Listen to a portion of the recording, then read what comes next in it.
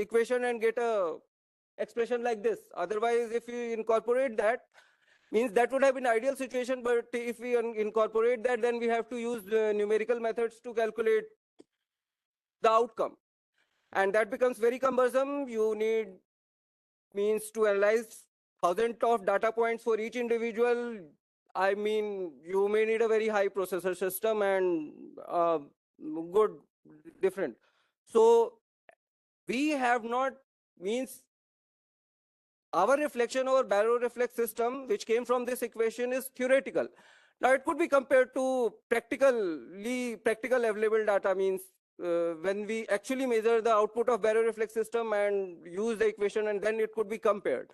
So we compromised with what data we had. Yeah, thank you so much, sir, for the clarification. Why I asked this question, heart rate variability, recovery, etc., all data are available. The main challenge is with the gold standard comparison data. If we have the mechanism to check these three things, point of care devices, then this data is useful. Thank you. Yeah. Yes. Thank you, sir. Thank you, Colonel Beneath, for this amazing and wonderful talk that you have given. Now, the next topic of discussion is by the Department of Orthopedics, and upon a patient who presented with a peculiar orthopedic ailment, which started off with a non-orthopedic cause. So the discussion would highlight the unusual presentation of a patient, the specific challenges encountered, the tailored surgical planning, and finally the execution, bringing about tremendous improvement in the quality of life of the patient. The case will be presented by Coordinator Aqib Fazal, who is the resident in orthopedics, and will be discussed by Surgeon Lieutenant Commander Ashish Chandra Tiwari. Coordinator Aqib Fazal, please. Thank you, sir. Good afternoon, ladies and gentlemen. The Department of Orthopedics presents a case who is a 33-year-old male serving soldier who was previously healthy with nil comorbidities, who had an unfortunate incident of road traffic accident on 21st of March 2023 at his hometown. And the patient was found unresponsive at the roadside, where he was taken to a nearby civil hospital and was diagnosed as a case of right frontotemporal extradural hemorrhage with mass effect and midline shift, following which he underwent an emergency right frontotemporal craniotomy and evacuation, and was then shifted to this hospital, command hospital. And at command hospital, he was diagnosed as a case of grade 3 diffuse axonal injury of brain, along with other injuries as flashed. Following this, he was managed conservatively, including an elective tracheostomy in view of anticipated prolonged ventilation.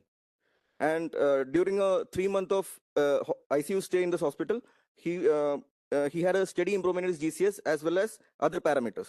However, he had other issues, including a decubitus ulcer of grade 3 over sacrum and greater trochanter, as well as growth of MDR Klebsiella in tracheal aspirate and post-traumatic third nerve palsy. However, he presented much late to our OPD with the complaints of severe restriction of movements of both hips, inability to ambulate, and the symptoms were of 6 months duration, insidious onset. It was bilateral, painless, and progressive, with associated with gross deformities of both hips, which made the patient to ambulate with much effort that was generated from his spinopelvic system, which caused his extensive energy expenditure from his side, which caused him easy fatigability, along with assistance which was required in almost all of his activities, which also affected his mental health. When he presented to us on examination, he was seen to be a moderately built and nourished individual with a BMI of 26.3. His general and systemic examination was essentially normal. However, you can see that from the attitude of the patient, he is standing with something called a wide base stance. This is because of the severe deformities at the hip that will be evident in the further slides. On local examination, there was bony heart swelling over both the hips, over the anterior, medial, as well as the lateral aspects, which was more pronounced on the right side. He also had 2 deep puckered scars, which were of previous heel decubitus ulcers over the right gluteal region. On the examination of the hips per se, as I told earlier, we can see how he's walking. He has a wide base stance, first of all. And from the table on the left side, you can see there is no movement possible on either side. associated with the deformities of flexion, external rotation, as well as abduction. That means his hip is fixed in external rotation, abduction, and flexion, because of which he is having to have his pelvis moved to each side on each stride. With this clinical provisional clinical diagnosis of possible HO mass, we further went to radiological evaluation, which showed extensive heterotopic ossification of both hips, which were extending mediolaterally from pubis and ischium to acetabulum and greater trochanter, and craniocaudally from ilium to proximal third shaft of bilateral femur. We could only obtain an AP view because the cross-table lateral view was not possible because of this fused hips. The hip joint per se, you can see, is poorly visualized, and you can in fact see that the mass is more pronounced than the joint per se. This in fact is an indication of the maturity of the mass, which signifies that significant weight was being taken up by the mass itself, and there was offloading or something called a stress shielding effect on the hips, which even led to subtle osteopenia of the hip joints and the femoral heads. We further went on to NCCT evaluation, which again solidified our findings of X-rays. It was also helpful in the surgical planning stage to see the resectability as well as the relation to other structures. Then we went on to MRI study, which was essential to see the extension of the plane. And we could see that the plane was extending extensively into the muscles, as almost all the muscles, including gluteus medius, minimus, piriformis, quadratus femoris, obturator externus, and adductors were involved. And also we can see that it was found in close relation with the vessels. Because of this close relation to the vasculature, we then went on to a CT angiography to see the exact relation of the vessels. And we can see that the major vessels of the hip region are all found in close relation, which further complicated the case. Then we went on to a bone scan, which is a measure to assess the maturity of the mass. So we can see from a bone scan whether we have the mass is mature or immature, and it would be a blunder to go into a surgery if the mass is immature, because it has a high chance of recurrence. So after a definitive diagnosis, it was imperative that this HO mass requires a surgical excision because of the poor quality of life of the individual. Hence, we went on to a surgical planning of the patient. And the primary goal of like all our surgeries is not to cause any harm to the patient and to provide him a pain-free, mobile, and stable hip. However, from the radiology, you might feel that, okay, let's excise all the fragments, but that's not the case. The aim is only to remove as much mass as is required to release the ankylosis and provide movement of the hips for improving its quality. Also, to be kept in mind was to avoid any further morbidity in the form of further injuries. And while we went ahead with the planning, the fused hips itself was the major challenge. And because of the fused hips, we couldn't position the patient in any position other than the supine. Neither lateral nor prone position was possible. So the initial plan was to make the position supine and excise as much as mass from the anterior and medial aspects, so that some amount of mobility will come, which will help later in the further surgeries in different positioning. However, when we proceeded with the surgery, we first chose the left hip, since it was a little uncomplicated compared to the right, so that familiarization will be there, which will help us in the next surgical session. And in the first surgery itself, we had an expected blood loss. So because of this, and because of further issues of anesthesia and positioning, we postponed the surgery of the right hip to a later date. So this is how we went. This was the first surgery, which was the mass excision from the left hip through a medial approach. And intraop, the extensive matured mass was seen, which were removed piecemeal. And we could achieve the earlier fused hip was found to have the movements as flashed. We could achieve significant adduction, flexion, and rotations.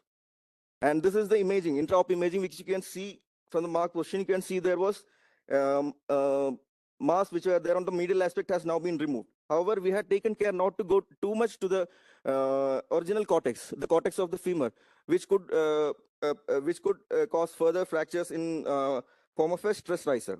And these are fragments that has been excised. The post-op imaging shows the removal of the ankylosis from the left side.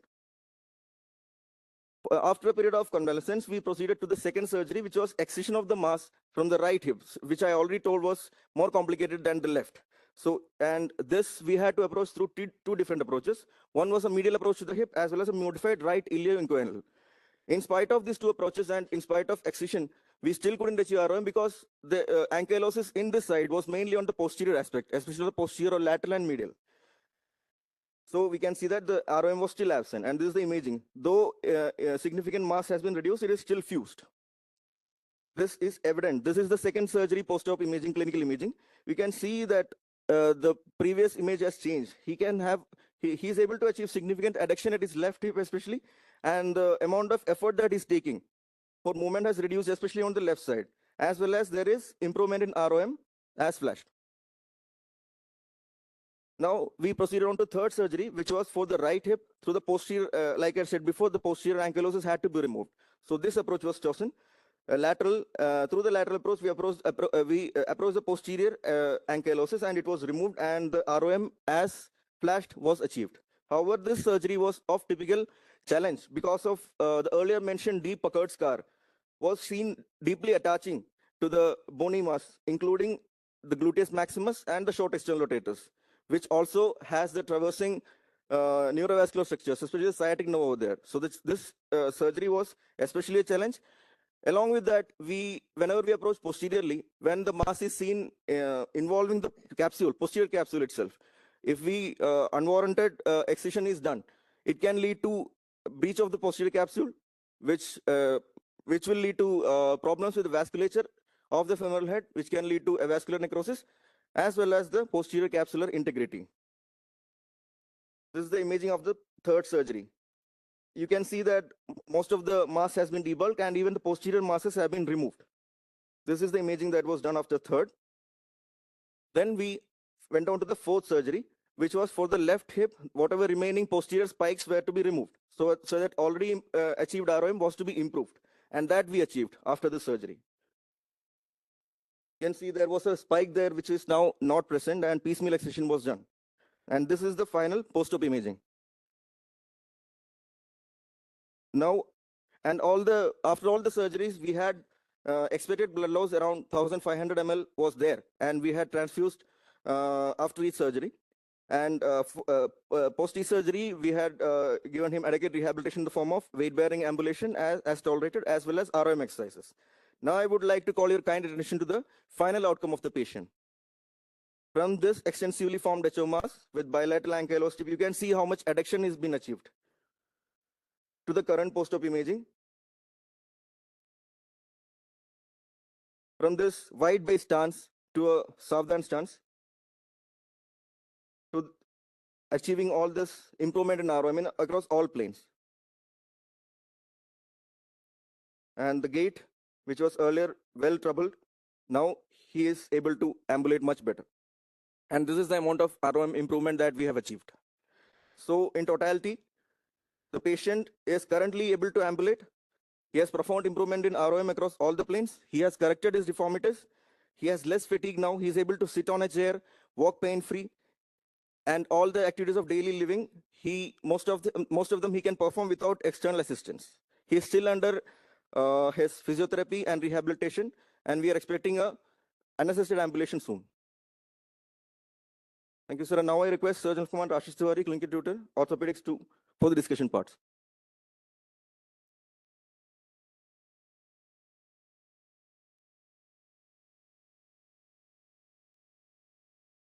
Thank you, Akib, for the insightful presentation so far. Good afternoon, everyone. Now let's dive deeper regarding the challenges, management, and recovery of heterotrophic ossification related to this case. I'm not here to discuss HO in detail, but let's discuss some brief aspects about the HO. So it is basically an extraskeletal bone in the soft tissues, which is most commonly acquired, and it can be hereditary too. There is always some misunderstanding about the term HO and the myositis ossificans, that is MO, since it is not necessarily associated with muscle inflammation. Now muscle is the only involved tissue. Hence, the term myositis ossificans is no longer used. The global insights suggest that neurogenic heterotrophic ossification almost affects around 20 to 30% of patients with spinal cord injuries and 5 to 20% of patients with severe traumatic brain injuries. This has got some serious military expeditions, as recent studies have reported an exceptionally high rate of post-traumatic HO formation in the veterans of recent conflicts between Iraq and Afghanistan. Almost 60% of them developing